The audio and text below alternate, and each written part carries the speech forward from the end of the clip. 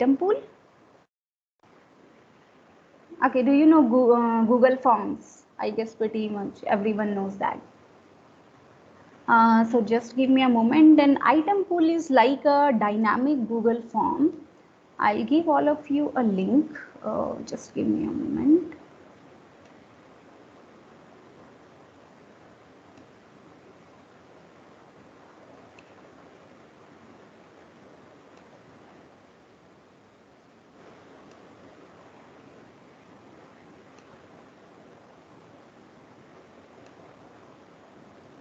Just give me a moment.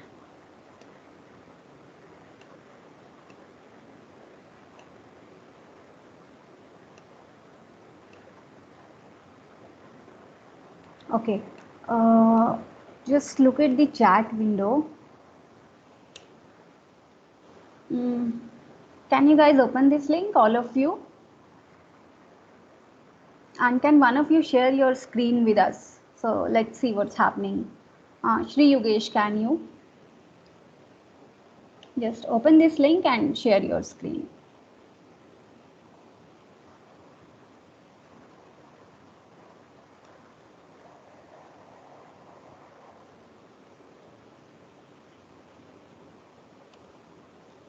What do you people see?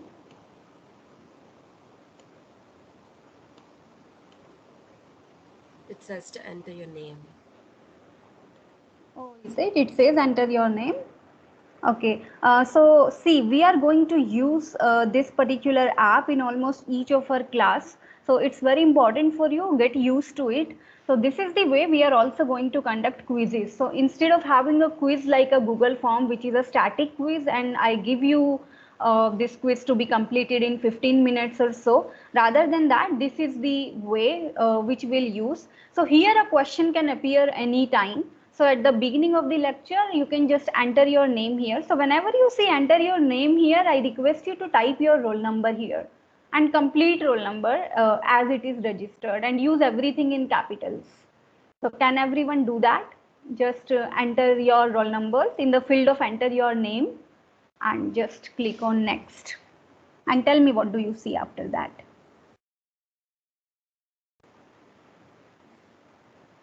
It says first question coming soon. Okay, it says first question is coming soon.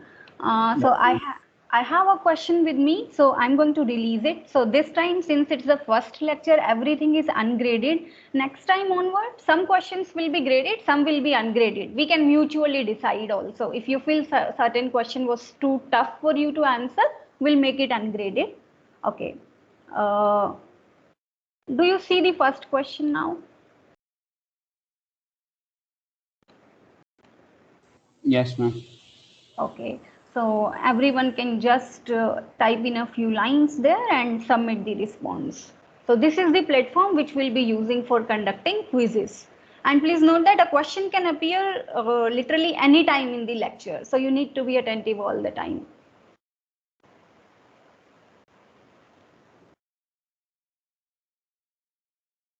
So I'll close this question after 2 minutes, and after 2 minutes you won't be able to answer it.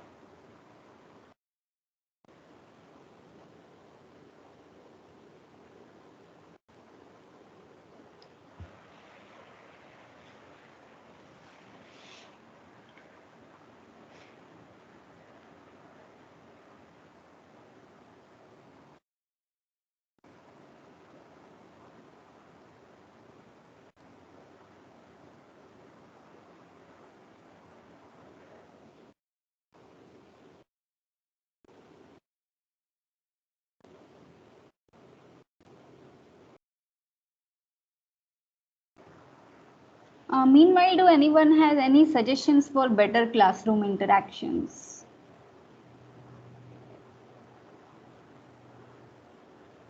So as instructors, it might be difficult for us to think from the angle of a student, but if you think we can do something to make the lectures more interactive, I welcome your suggestions. So I'm also soon going to discuss the survey and suggestions many of you have given. Though some of the points were scary, I'll talk about that also.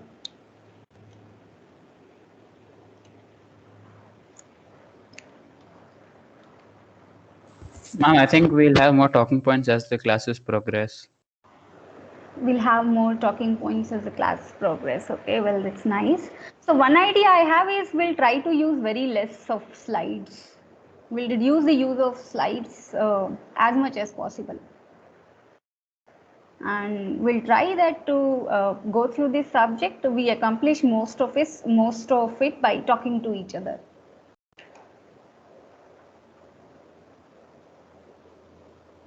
So if everyone is done typing the question, I'll just close it maybe. Ma'am, Yes, Neha, tell me. did you say that you can put like the question anytime and we have to answer it? Like, Yes, yes, so Neha. like, should we keep that window like open or something?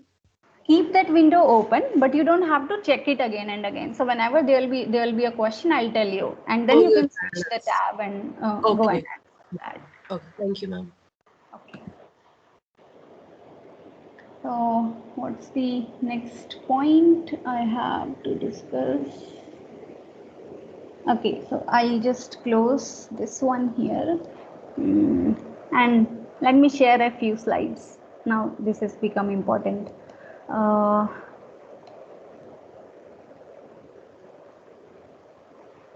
okay. Got many answers. Many of you said it was great, it was all right, it was fun, binge watching, boring, it was quick. 2 months, like 2 days, it was fun. Unfortunately, someone got COVID. I hope you are doing well now. Waiting for Sunday to what? How do I see this response? Even I'll have to explore this platform further. Okay. So I'll have a look at these later. Just give me a moment. I'll share my screen.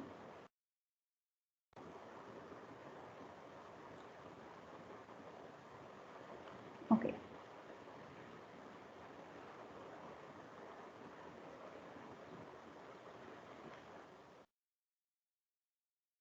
So I have given an alternative name to this subject and I'm occasionally going to call it computers under the hood.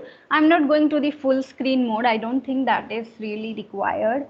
Uh, so one of the students in the pre-course survey has written that you want to learn everything regarding computers. Though I'm not sure we are going to cover everything regarding the computers, but we are going to see a lot of things about computers which you won't be knowing previously. Okay. What else we can discuss today? So let's look at some of these pre-course survey. I have received only 45 responses. I think there are near to 84 students in the class. It's like only half of you have answered this. Those of you who haven't filled it, can you quickly fill this form while I discuss the questions one by one? So please note that I might be using it for attendance purpose. I can use any of the class activities conducted for the attendance purpose. You should be present in all. So those of you who haven't filled it, please quickly fill it. Let's look at it. So almost 80% of you say that you would like to physically attend the class. I hope that become possible sometime during the semester. But even if that is not possible, I somehow want that all of us, even instructors and students, we sort of stop nagging about the classes being conducted online and look at the benefits of these. So can some of you point out some of the benefits of online classes? Definitely, there are a lot of downsides which we see, but can you think about some benefits which you are not having in the physical classes? We can record the lecture and watch it in case you missed something in class. Right, Sneha. So we can record it. You can make your instructor say something 1,000 times. And also, if an instructor makes a mistake during the classroom and you lose some marks because of that, you have a proof to fight for. Okay. Anything else?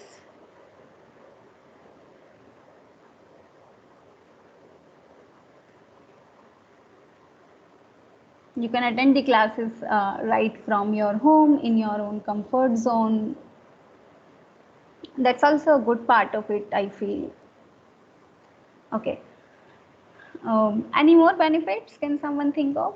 We can bring in more technology to have our lectures. So in a classroom, we use very less of technology. Maybe at max, what we use are PowerPoint slides, but nothing more than that.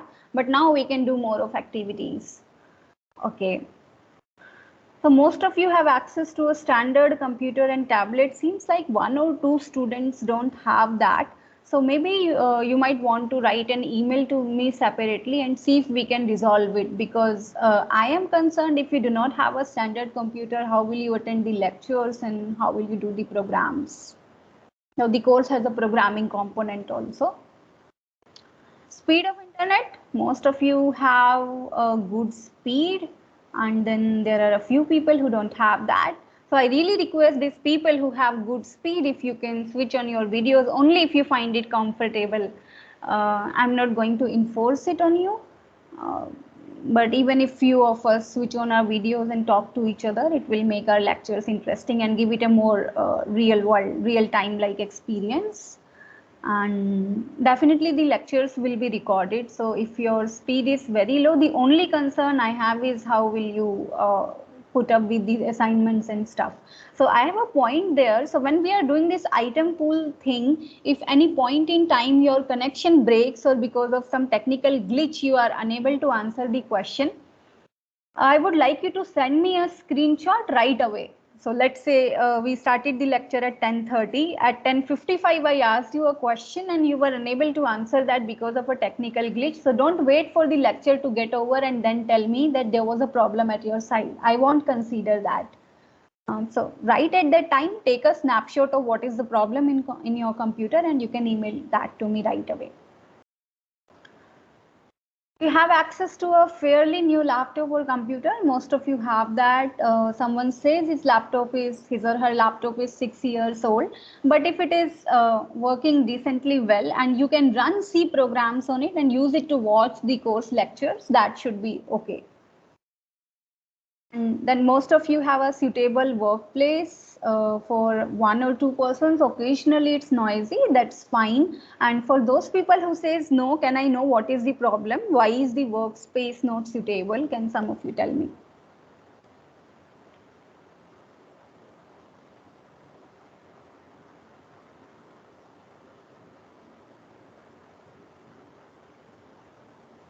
Will anyone want to discuss about it?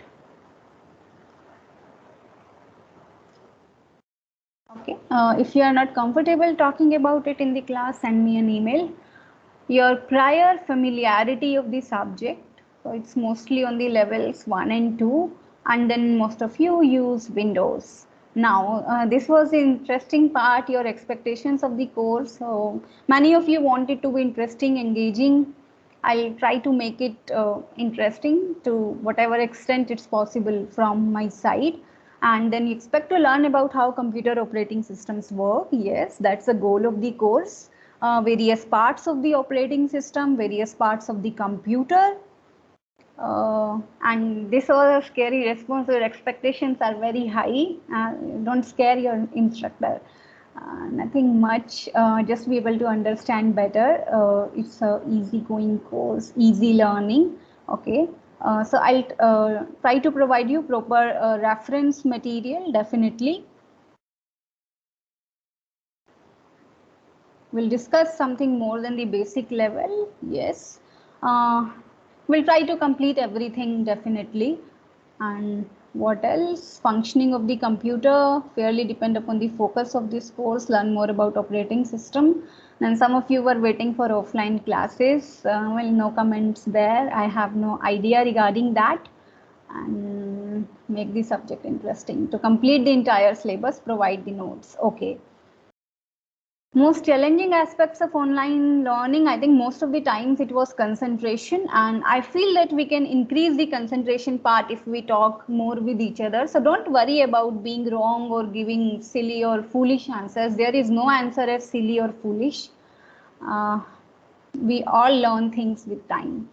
And yes, sitting hours in front of laptop, well, yes, that's a problem. So you can maybe occasionally when I'm just talking, you can close your eyes and listen to me. Exclusive one-on-one interaction with the teacher about the subject is not doable. So in case you want to have that, just send me an email and we can arrange for that. Most classes tend to become much like a podcast and extremely boring. I totally agree there. So we'll try our best to not make it look like a podcast. All of us will together try. What else we have?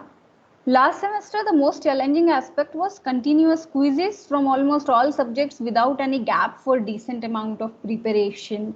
Yes, so well, that's an issue. So one problem with online learning is we as teachers, we do not get a proper perspective of how much you guys are understanding. So that's why it becomes important for us to organize a quiz every now and then. And definitely not all of those quizzes are graded. So I'll just suggest you not to take quizzes very seriously. At least for my course, I can't speak about other courses. So if we'll have, let's say, some 20 quizzes, maybe we'll take your marks in best 70% or best 60%, something like that. Okay, we'll have a proper study material. Yes. Assignments. We'll talk about assignments. Not easy to sit in front of screen for long, being able to concentrate due to neighbors. Okay. I don't know what is the solution to this. What can we do about neighbors? Interesting responses. Okay. Problem with Wi-Fi and workload. So definitely the lectures will be recorded so that you can cover up for. Looking at the screen for too many hours is tiring. That's understandable. Zoning out in middle of the class. So what you can sometimes do is if you are attending the lecture someday from a mobile, maybe you can take a walk around and then attend the lecture. I do that sometimes. That's correct. As we are not being watched, pretty much easy to just skip the lecture. But I think if we'll have questions in between every lecture, it will be difficult for you to do that. Laboratories cannot be accessed. I don't think you need to access any laboratory being a computer science student. Your lab is right in front of you in the form of a laptop.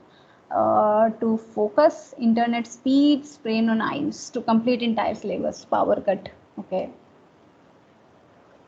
These are some genuine issues. Okay, suggestions, record the classes, use recurring meeting link. Well, I hope I have done that, right? I have created a recurring link for every Monday, Tuesday and Wednesday. I hope that's what you meant by it. Please start offline classes, not in my hand. Please send recordings, that will be done. So I'll have an Excel sheet where you will get every lecture recorded with date and a link. Video link.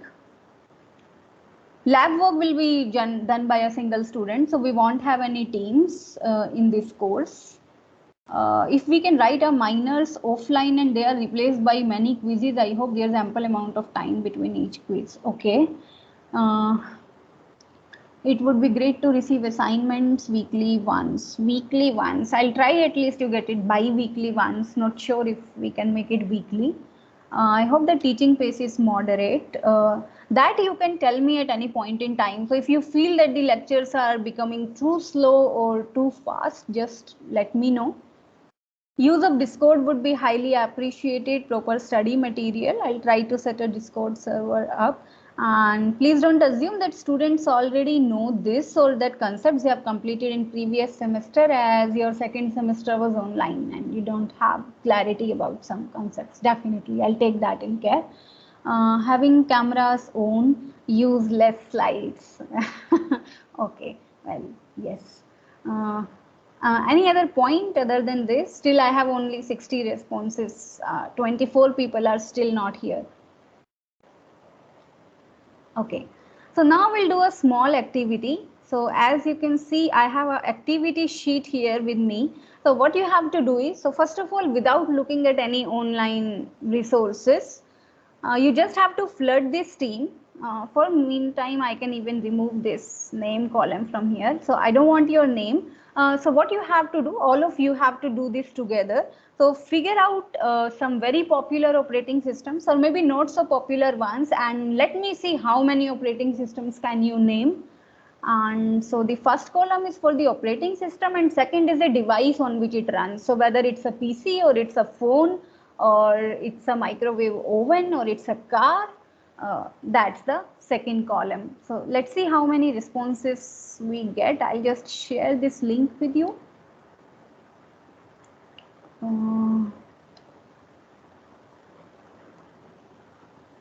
Do I change it?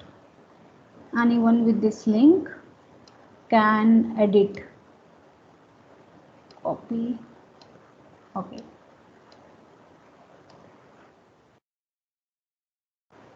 So all of you can just come to this sheet and let's see how many operating systems can we explore. Requesting you not to search online. We'll do that in the second phase. So in the first phase, you write whatever you know of. In the second phase, we'll shift to the online mode. All of us will together search what new operating systems can we think about.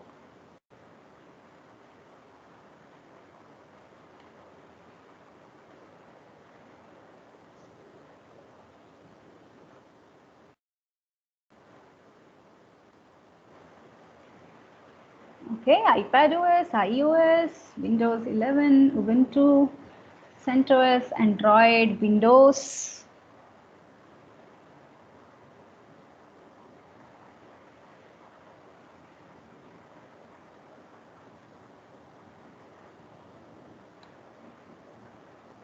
Linux, Windows, iOS, Mac.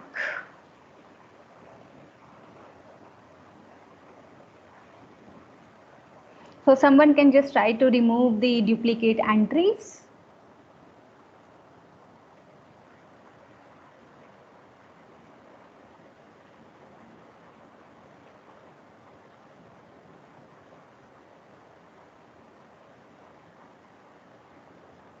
Okay, so these operating systems are mostly for your PCs and laptop.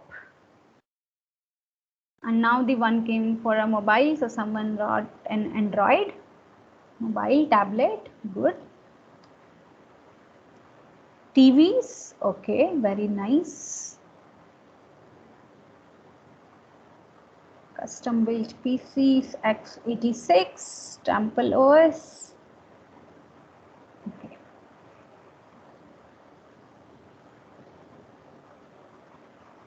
Okay, anything other than laptop and mobiles?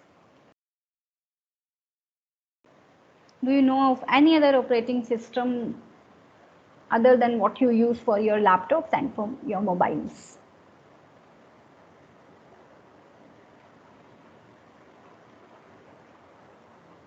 Well, now you can search a little bit online and get some new operating systems in this list.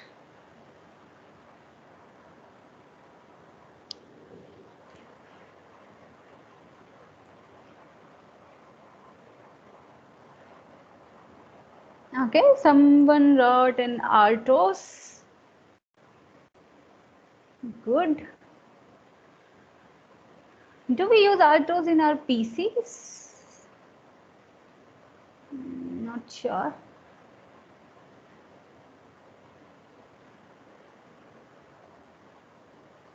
Okay, so now we start seeing some operating systems for watches.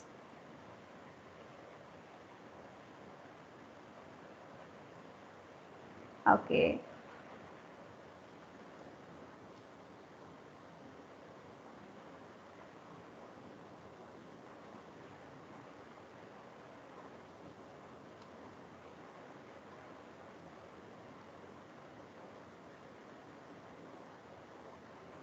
We see so many operating systems, like unlimited. So someone has wrote an operating system for fridge. Fridges have operating systems, microwave ovens have operating systems, watches. Almost every device today has an operating system.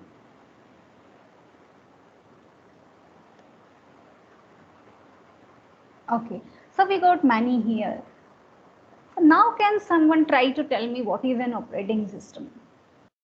I'm soon coming there. That is what this course is all about.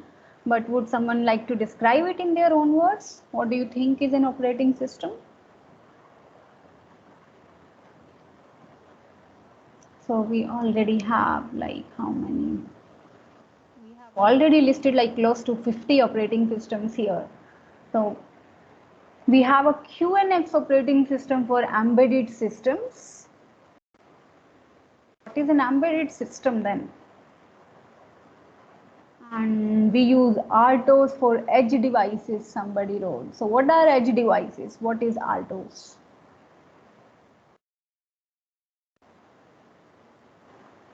If you want, you can also put a small description here for something fancy if you have written like for RTOS and for something like embedded device, because most of us won't know what is an RTOS and what's the full form of RTOS and what are embedded devices.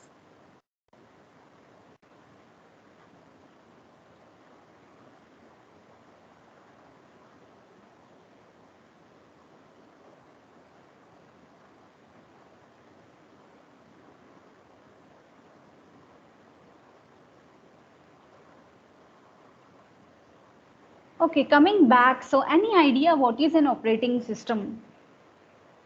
Even if any one of you have read the bookish definition, that is okay with me.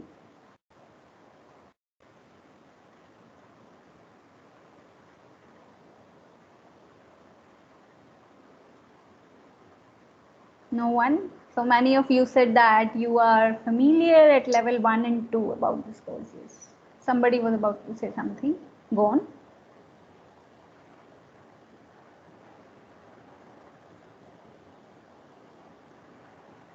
You can even type in the chat window. So if you don't want to unmute yourself and speak, please feel absolute free to type in the chat window. You can look it up online and give me a definition of operating system. That's fine. If not in your own words. It's software that acts as an interface between the hardware components and the user. Exactly. So that is the standard definition of an operating system. It's an interface between the user and the hardware. So what does that actually mean? So let me go back to my slides. I have a few more points to discuss before that, before even starting with the subject. Okay, so we have done this activity and you have also heard a definition of OS, that it's an interface between you and the hardware. So we know who are us, but we will even have to first think about what do we mean by when we say hardware. Someone tell me what is hardware in your system?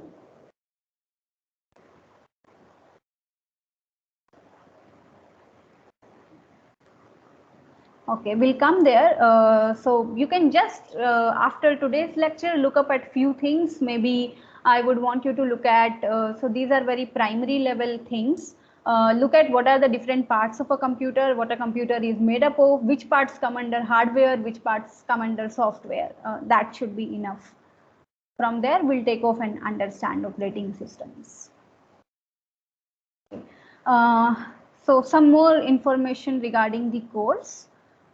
So we'll start with the technical content from tomorrow. So this is just a warm-up lecture, and if you want to discuss anything with me, anything which is informal, which has to be related to the course, which has something to do with your any of your genuine problems, today's class is the right time to discuss about it, because from tomorrow we'll start delving into the technical contents.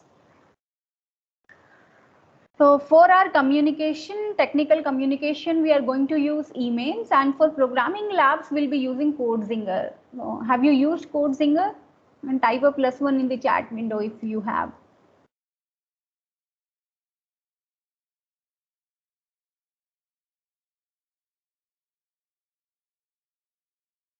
Type a -1 if you haven't.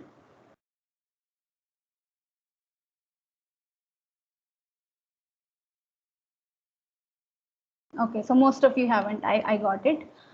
So let me just show this to you. So CodeZinger is actually an online platform where you can write codes.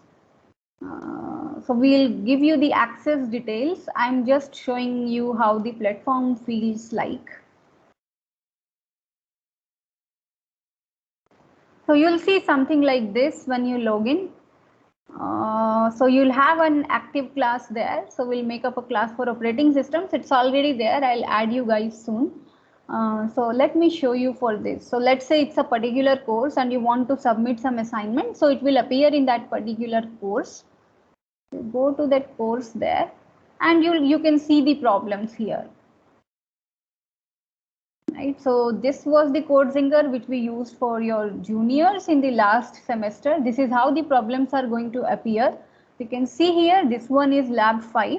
So say I want to solve a particular problem. For this course, we are going to use C language. Let's say I want to solve this particular problem. Okay, I think I can open it. Okay. So it has been closed. I just wanted to show you a screen.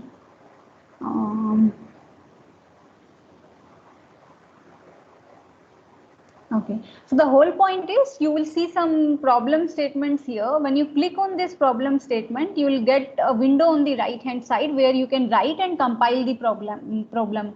So you won't have to compile it on your own system's compiler. You can compile it on the CodeZinger platform. You'll have some test cases which you can check for.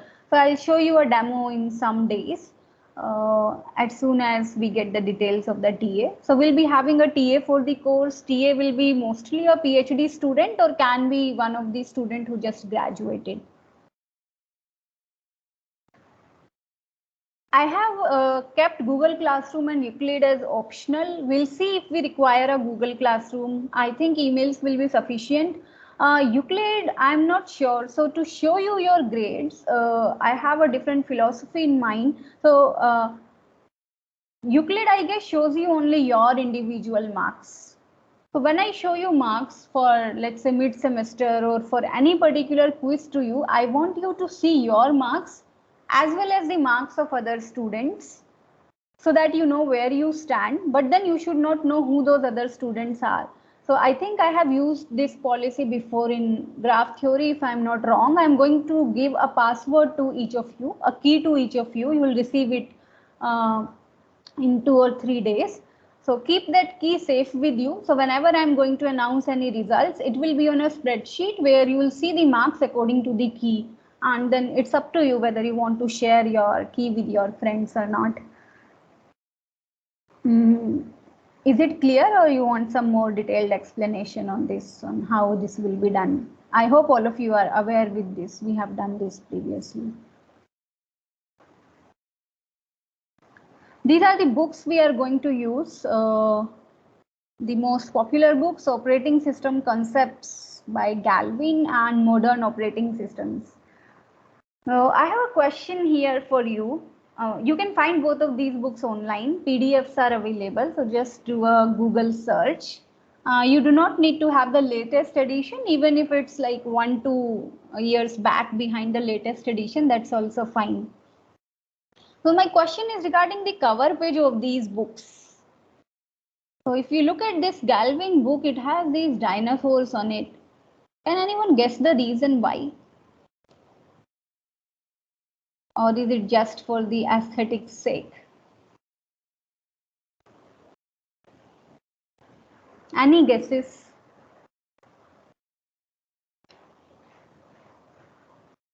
Any random guesses? So don't worry about getting wrong. Is it because the operating systems have been there since a very long time?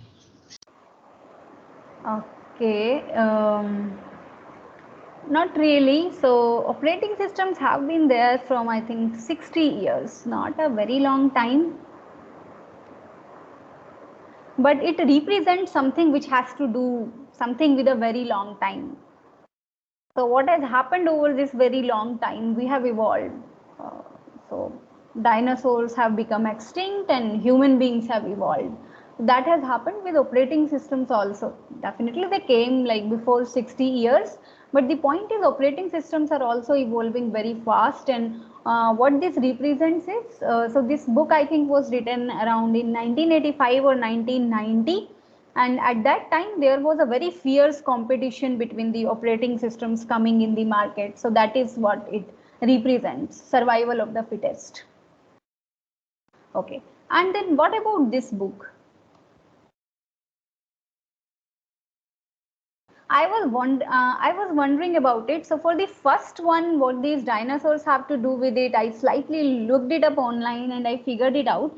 But for the second one, I couldn't find it anywhere, and I can also only make some random guesses.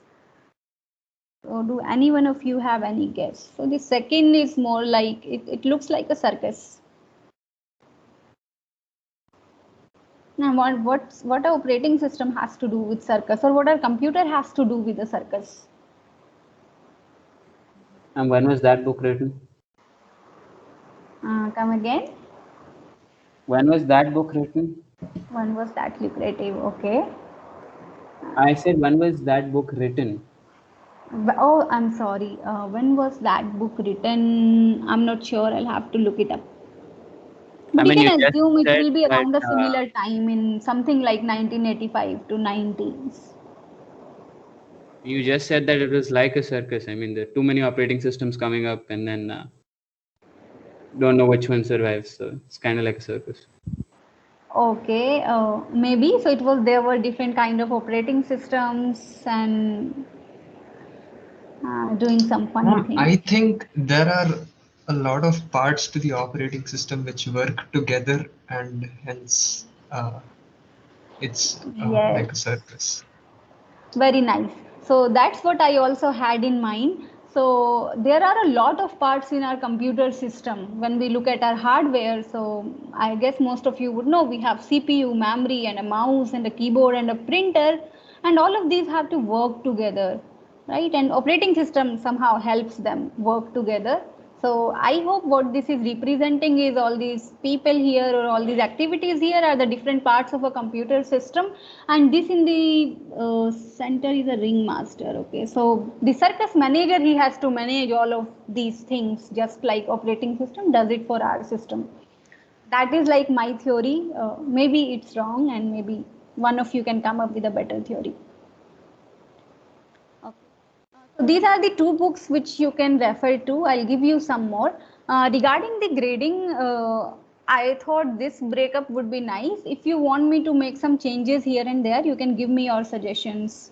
I'll just put it in a present mode. So I have kept classroom participation different from quizzes.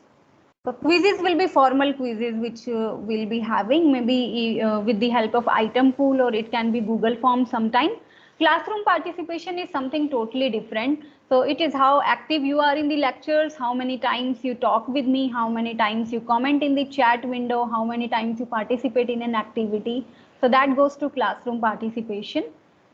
And I haven't given it a whole lot of weightage, because I know that there are quite a lot of students who sincerely listen to the lecture without actually speaking anything, and that's fine. So these quizzes are the formal quizzes. Minor and major together will be 50%. As of now, we don't know whether there'll be an offline mode or an online mode. I have one request to make here. If you can just give some thought to it. So when I checked your answer sheets for graph theory paper, I could clearly see that most of you have blatantly copied from each other. And that's okay. We are also going to grade those sheets where you have copied. But my point is just keep in mind these grades really will not matter a whole lot in your life. So whatever grade I had in my 12th class, or whatever grade I had in my BTech, really didn't help me much. Maybe it just helps me to pass some mere eligibility criteria for sitting in a company or applying to an institute, and that's it. After that, it's of no use. And what is actually useful is if you do everything sincerely. And for me personally speaking, I have so compared to students, both of them are not equally important for me. So one is if you get very good marks, I wouldn't be impressed that much if you get less marks but you are sincerely trying. Like, that's a honest observation I have seen in my mind. So throughout my teaching career, I'll be happy with you if you get good marks, but I'll be more happy with you even if you are not getting good marks and you are trying sincerely. And it's the best of both worlds if you are getting good marks and still trying to learn everything sincerely. So this is the grading regarding assignments. So there's a whole lot on this slide. So we'll have assignment 1. We won't have any lab this particular week because we just started with the course. We'll have labs. So how many hours of lab do you have in a week? Can someone check the timetable and tell me? Is it 2 or 4? Ma'am, 2 hours of lab and 2 lectures. 3 lectures, I No, guess. 3 lectures, sorry, yeah, 3 3 lectures. lectures and 2 3 hours of lectures and 2 hours of lab. Okay, so we'll have lab starting from the next week. So assignment 1 will try to understand some basic Linux commands. So most of you use Windows. So we'll look at a workaround with which you can run Linux commands on Windows. And then we'll have 9 more implementation based assignments where you'll be implementing some algorithms which operating systems use. So keep this thing in mind when you do these assignments, don't plagiarize. So this platform, CodeZinger, it has an implicit plagiarism checker.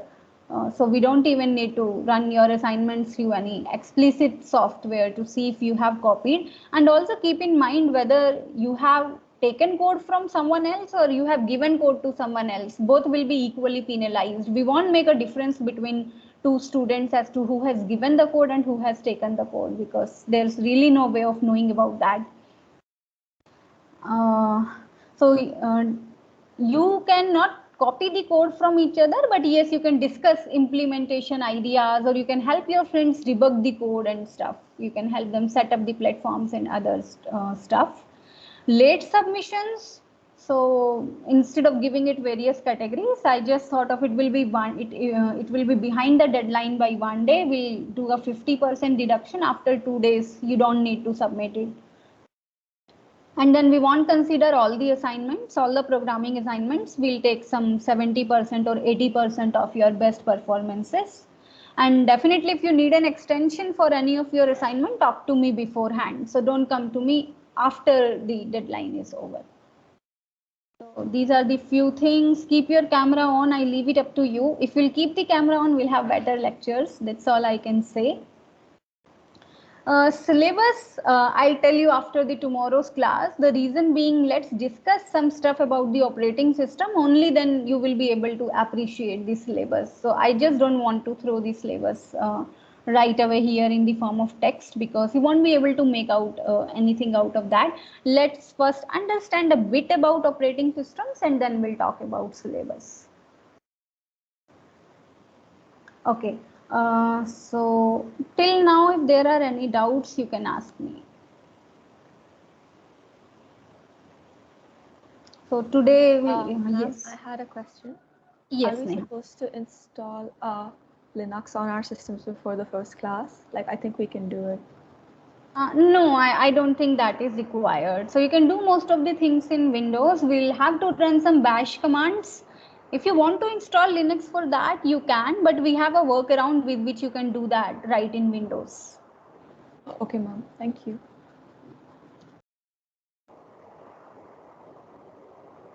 Okay, this was Mihika's doubt, I guess. Okay, any other queries?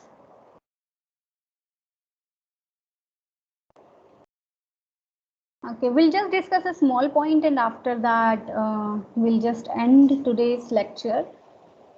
So I just told you that operating systems, they were born 60 years ago. So now is what, 2021, 60 years ago, be like close to what? Something like 1960s or 50s. So at that time, there were no operating systems. So how do you think computers were back then? Have you heard it or have you read it somewhere? How were computers 60 years back? So computers were not the same how we see them today. We have a mouse, we have a keyboard, and we have a cursor. We can scroll through everything very easily. We press a button and our work is done. We open Notepad, we type something, it appears on the screen. So this is what is there in our personal computers. Any guesses what was there 60 years back? The computation started long back. Today, if you have to add two numbers, you can just open calculator on your system and you can give it two very big numbers. It will add you and tell you. But 60 years back, any idea if I had to add two numbers with the help of a computer, how would you do that? How were programs written? There were no keyboard. So how was an input device? There was no mouse. What were the output devices? How did the processor look like? So these are the three most important parts of a computer. It looks like a function. So a function is like a processor. It takes an input, does something on the input and gives you an output. So those are the three major parts of a computer also. There should be a way to take the input. Then there is a processor which does some computations and then it gives you the output, maybe on an output device. So what were the input and output devices 60 years back? Any idea? I'm assuming they were paper. The punch cards that were used. Yes, so there were punch cards and tapes. Even I haven't seen a punch card in my life because at my time also we had PCs. So maybe in tomorrow's class, you can also Google it and look at it, how a punch card looked like. So we'll talk about how computations were done using these punch cards and how operating systems evolved with time. So tomorrow we'll look at a very basics of operating systems, history, why we started using them, what all do they do, and then I'll give you a glimpse of the syllabus. And then from the next week, we'll start with the proper technical content. So with this, I'll close the lecture. If you have any doubts, you can ask me. If you have no doubts, you can leave the session, else you can stay back and talk to me. Ma'am, will you send us all the lecture slides too? Lecture slides, yes, these slides I'll share with you. Yes, definitely. Thank you. So what I'll do is I'll actually make an Excel sheet and share with you. That Excel sheet will have separate columns for video lectures and reference materials. So you'll find the slides in the reference material. Okay, ma'am.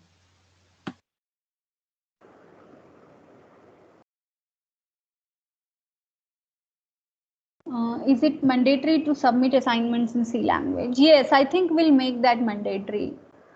I want you to do some C coding. Python is too easy. And the second reason is on CodeZinger, we need to have a common platform. So I want everyone to be submitting the programs in the same language. And I feel like C is the best language to do it. Because I feel it's the first language which you study. How comfortable you people are with C? Can you quickly rate it on a scale of 1 to 10 in the chat window?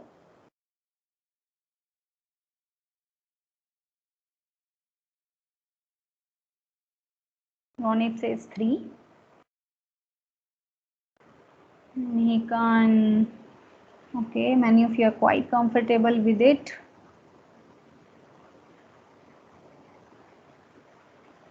Okay.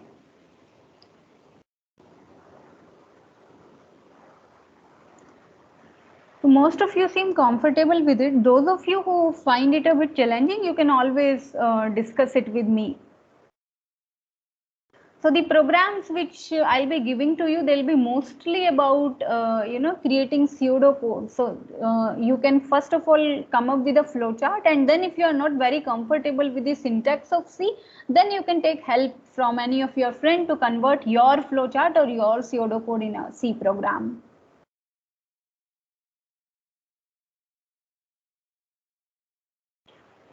Okay, we'll continue with C then. Any other doubts? You don't have a tutorial for this course, right? I had No, a... ma'am. Just lab and lecture. Oh, okay, good, good.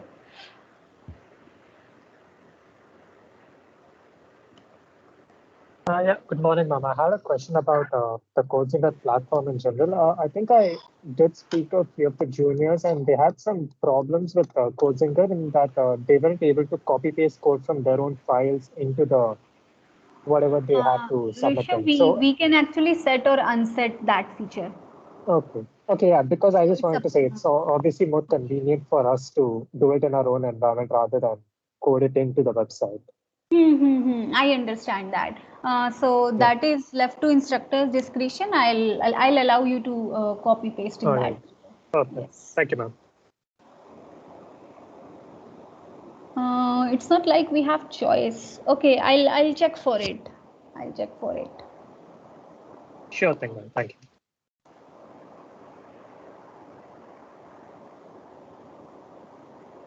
Okay. Any more doubts? I'm here for next 1 minute more. Next 2 minutes actually.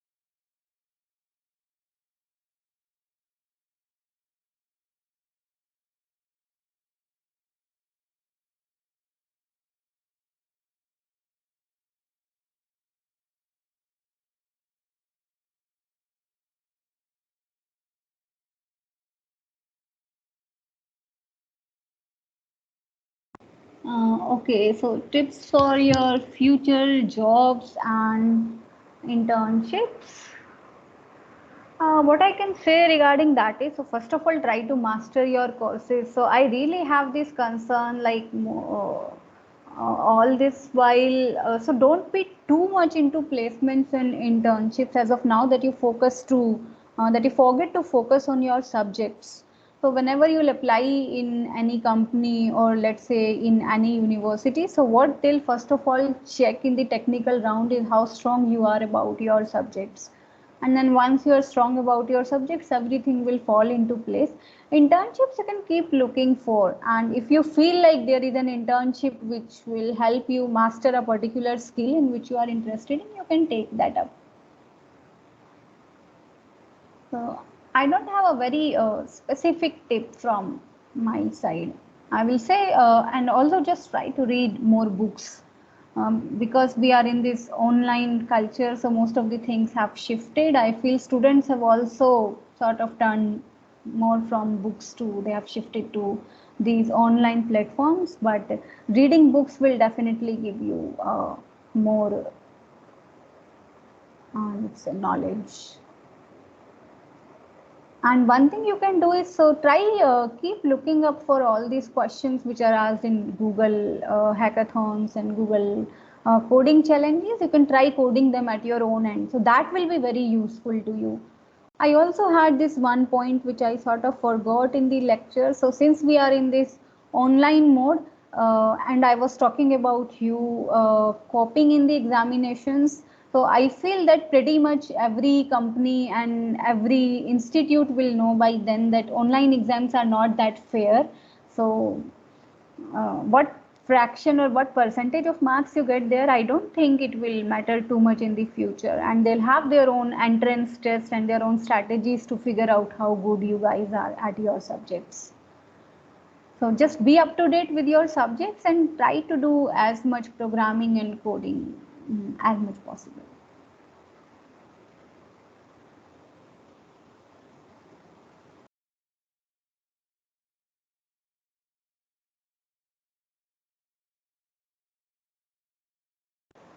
Okay then everyone, I am ending this session. We'll meet tomorrow at 10:35. Have a good day. Thank you, ma'am.